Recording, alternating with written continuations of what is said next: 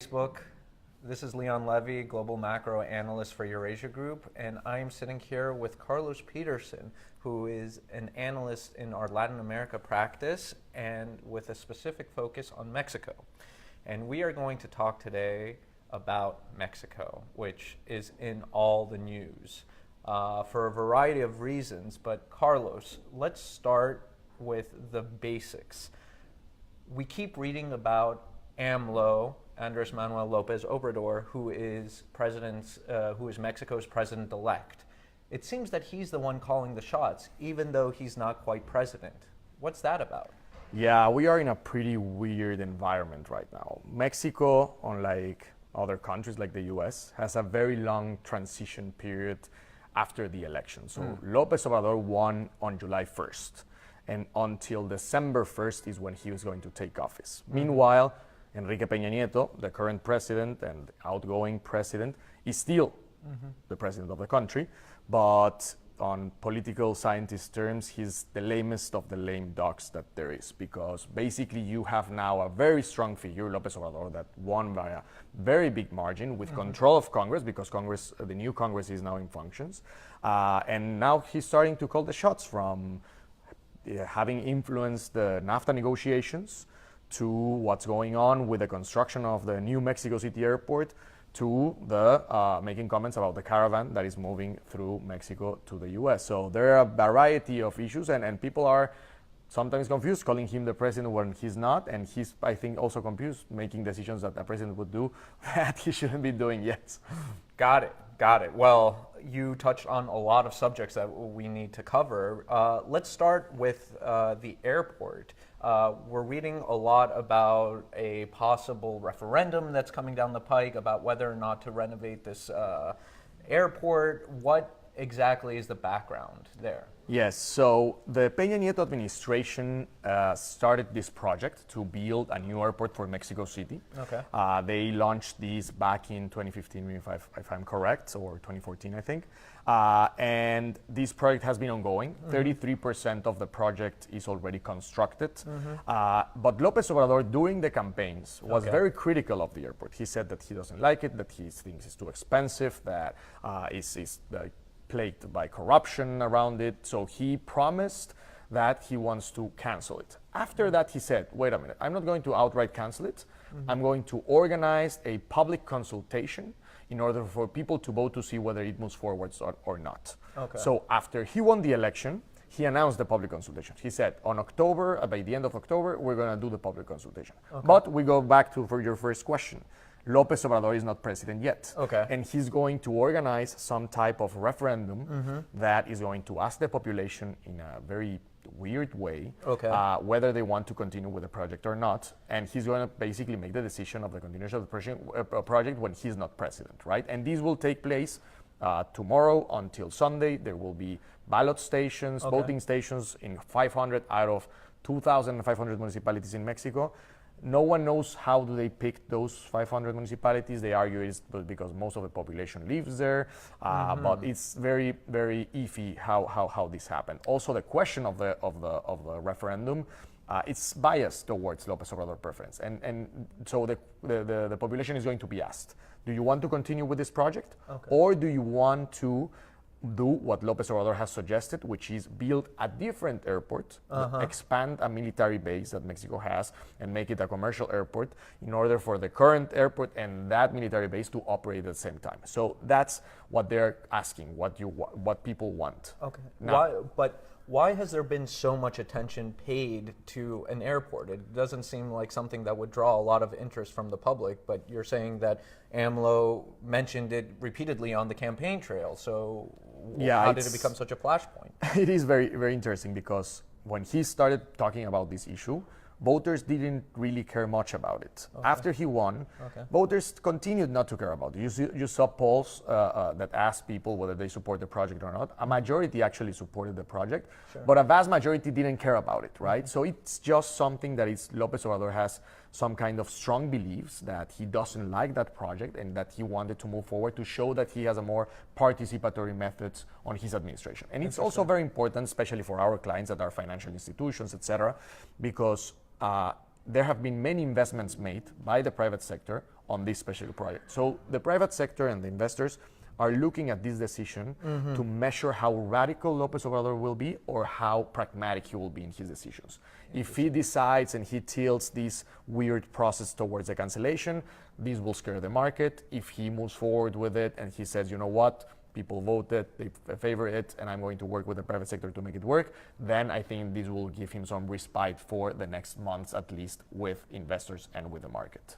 Okay, interesting. So do we think that this is the only type of referendum of this sort which is coming down the pike, or is he going to possibly going to do this with Pemex, which, liberalizing the Mexico's energy industry? Or I don't know if it's specifically for Pemex, but he has claimed that he will use these tools for many other issues. And when he was mayor of Mexico City, he actually organized several of these referendums. So it's a way of making participatory democracy work, but in a very, I think, sometimes biased way because of how the consultations are structured specifically. And that's another big question that investors and people have. Sure. Why is he using these tools? Why is he using these tools as he is, like how it's structuring them?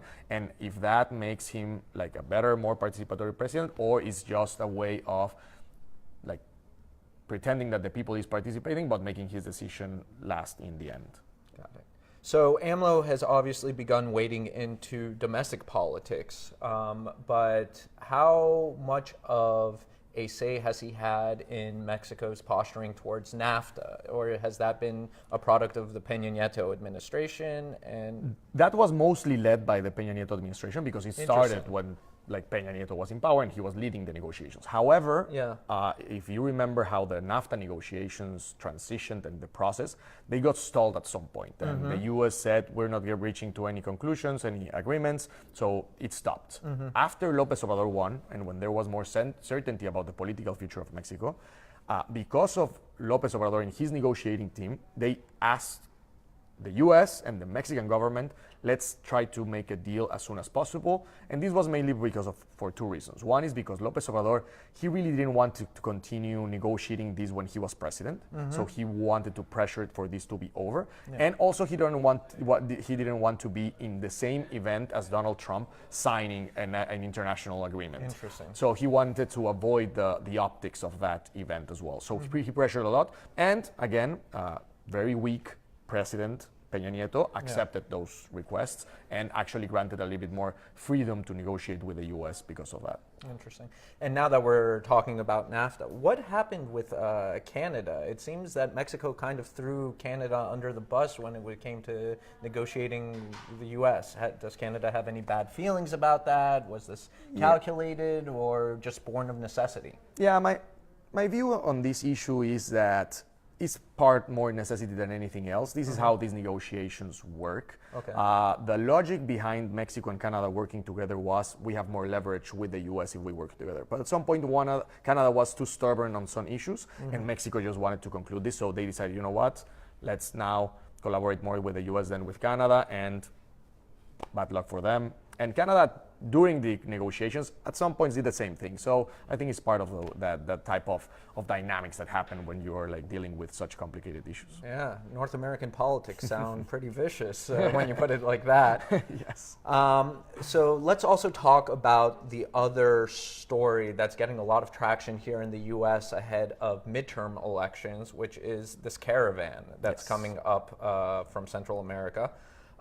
First of all, is this anywhere near the same type of political story in Mexico as it is in the U.S.? Because we're hearing and seeing and reading about it all day, every day. It is a very prominent story in Mexico. It's becoming more of a divisive issue in Mexico than it used to be in the past. Okay.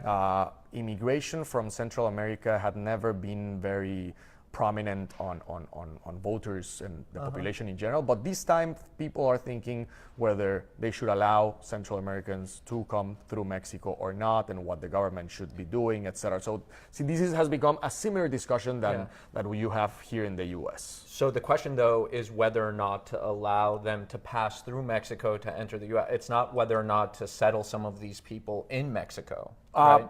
Yeah, and you start to have these type of reactions from people saying, well, if we let them pass, a lot of them are going to stay, and then what's that? How is that going to affect the country? So you start to have similar discussions as you do here in the U.S., right? But from the political perspective and from policy view, the discussion is more about what do we do regarding the pressure that the U.S. is putting on Mexico on stopping the caravan, and Mexico's in general foreign affairs policy on allowing these people that come from a very severe crisis in their countries to help them go, maybe not transition to the U.S., but give them some kind of humanitarian support, right? Is this the first time that Mexico has had to deal with this issue? Not really. The most prominent case was in the 1980s. There was a very big immigration from people from Guatemala because of the military repression that was taking place there. 50,000 Guatemalans moved to Mexico, asked for asylum. The biggest difference between that caravan or that movement to Mexico and this one is that at that time, they didn't want it to go to the U.S., so they just wanted to get out of Guatemala. And Mexico then gave them asylum status, helped them to install some camps. Many of them stayed in Mexico, and now them and their kids are Mexicans. And that hasn't been disruptive at all for Mexico. But it's different from a policy perspective and how you handle that, because now this caravan, the one that we have today, actually wants to get to the border with the U.S., and we'll see what happens when they reach it, right? And how exactly has the president-elect of Mexico positioned himself on this issue, or is this something that he wants to steer clear of? I think that it's again, I think it's bad luck for him. He has 1 month left in the administration, and he has to deal with another crisis, right? And his position has not been very clear. The government obviously has taken actions, but the president has not come out and make any proper strong statements about what his position is, specifically Peña Nieto. Peña Nieto, okay. López Obrador, on the other hand, the way that he would deal with this and what he has suggested is to grant the people from the caravan working permits to stay in Mexico and to help them out. And since he won the election, he actually sent a letter to President Trump telling him that the way in the strategy to reduce immigration from Mexico and Central America to the U.S. is to implement a development plan for the region and to work together to improve the economy and give resources to the region in order to stop the incentives from people from going out from their countries and move north, right? That's a suggestion. Obviously, that doesn't solve the imminent crisis or situation that we have right now. So we will have to see where we end up, and we will also have to see how López Obrador deals with this issue once he's in office and how Donald Trump reacts to that. So let's take a step back. Thank you very much for all that color. Peña Nieto is, as you said, the lamest of lame ducks. In this transition period, is AMLO, when he gets up and he gives his political opinions on something, is he still in campaign mode, or is what he's saying with an eye towards the fact that in a month's time he's going to take the reins and what he says he's actually going to have to produce? So is this campaign rhetoric we're hearing from AMLO, or is this policy proposal? That's a great question. I think it's a mix. Okay. I think it's a mix because now that they are going through this transition period, he has to start making statements and policy decisions, maybe not implementing them, but drafting their plans that they will be doing when they're government, right? It's not like just in campaign that you can promise anything and then you don't deliver. Okay. However, he's still traveling across the country, doing his what he's calling his appreciation rallies that goes to people and say that thank you for voting for me, etc. He just finished that last week, and he will continue to travel across the country for the next month before he becomes president, and probably after he's president, he will continue to do so. So it's a mix between the two. And you were mentioning how AMLO swept to power along with his Morena party. In this transition period, have we started to see any sort of fracturing within his Morena party, between him and his Morena party, or is everybody still sort of reveling in the political victory and waiting till they actually get to governing for those fissures to emerge, if any? Yeah, I think it's more the latter. I think that discipline within the party, Morena, and the coalition in general is still fairly strong towards López Obrador.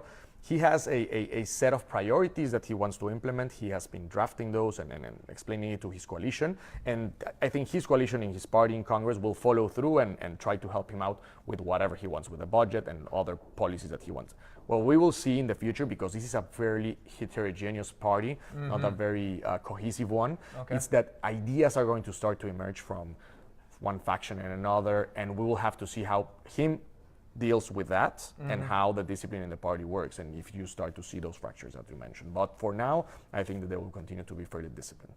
Excellent. Well, thank you very much, Carlos. Really appreciate you taking the time out of your very busy day to help explain Mexican politics and North American politics to us.